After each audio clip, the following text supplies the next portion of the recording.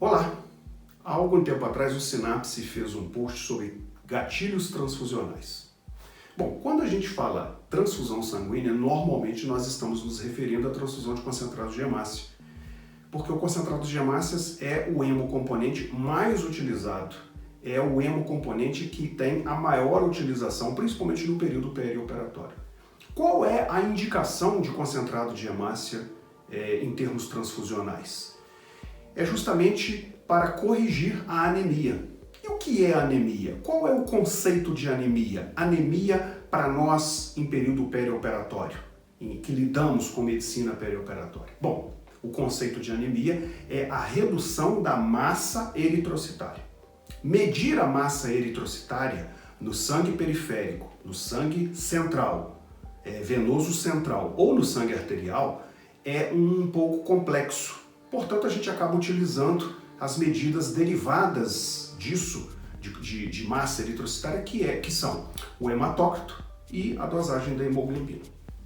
Pois bem, é muito difícil a gente se basear em apenas um desses dados, hematócrito ou hemoglobina, para tomar decisões a respeito de transfusão sanguínea. E lá naquele post a gente trouxe uma regrinha bem prática em termos de transfusão sanguínea, em termos de indicação de transfusão sanguínea, de concentrados de hemácias, obviamente, quando você está à beira do leito precisando tomar a decisão de transfundir ou não.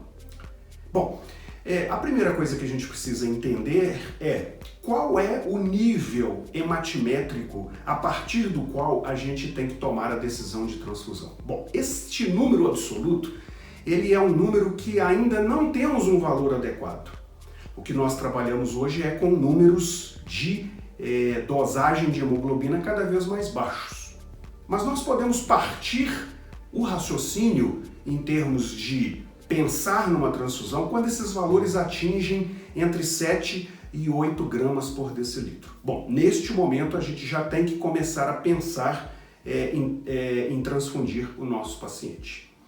Há um conceito hoje de reposição de transfusão, que é o conceito de poupar o paciente da transfusão até que os níveis hematimétricos indiquem valores muito baixos a ponto de estar causando prejuízos à oxigenação tecidual.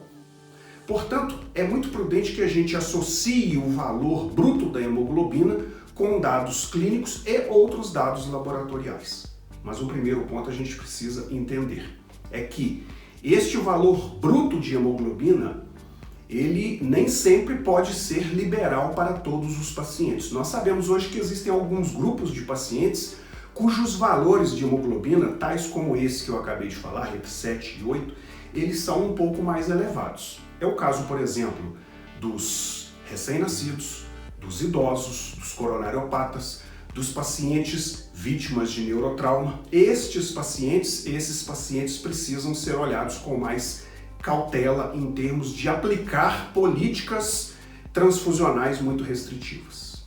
Feito esse comentário, nós devemos então pensar que se o nosso paciente, em termos gerais, tem hemoglobina com níveis entre 7 e 8, e esse nosso paciente apresenta acidose metabólica, se esse nosso paciente está persistentemente hipotenso, sem uma causa aparente, como por exemplo a hipovolemia, se esse nosso paciente está taquicárdico, se ele está apresentando taquicardia, e se esse nosso paciente está apresentando uma tendência ao longo do nosso procedimento de elevação do nível de lactato, então nesse momento é hora realmente da gente considerar a transfusão. Qual seria realmente o melhor gatilho transfusional que nós teríamos? Bom, fisiologicamente o melhor gatilho transfusional seria a taxa de extração. Taxa de extração de oxigênio acima de 50% é um ótimo indício de que nós precisamos transfundir para melhorar a massa eritrocitária, para melhorar a capacidade carreadora de oxigênio dos pulmões até a microcirculação. Porém, todos sabemos que a taxa de extração é muito difícil de ser medida, principalmente no nosso dia a dia à beira do leito. É muito difícil da gente obter taxa de extração. Bom, a gente gostaria de comentar que agora em 2021 foi publicado no Anesthesiology, eu vou deixar o link aqui para vocês desse artigo. Esse trabalho foi feito pelo grupo de Montpellier na França e foi publicado no Anesthesiology agora em 2021, e ele trouxe uma nova variável que não é tão nova, mas que é uma variável fisiológica que acresce algum valor em termos de gatilho transfusional.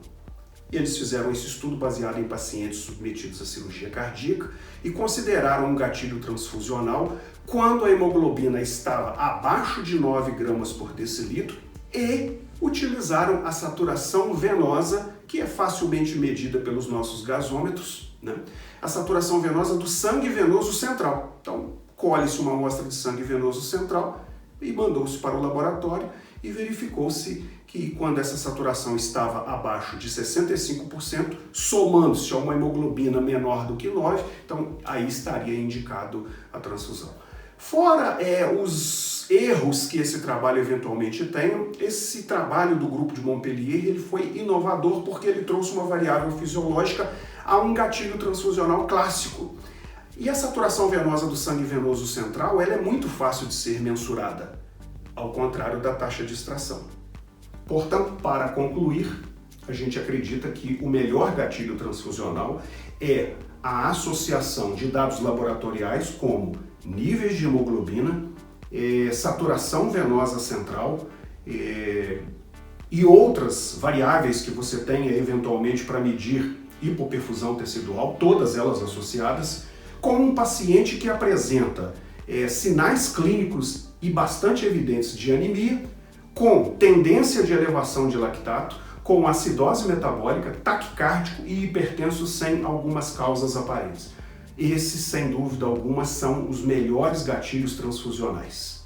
Espero que vocês tenham gostado, sigam o Sinapse nas nossas redes sociais e também no YouTube, onde nós temos um monte de vídeos muito interessantes. Se inscrevam lá e sigam o Sinapse em todas as redes sociais. Espero que vocês tenham gostado e até a próxima. Valeu!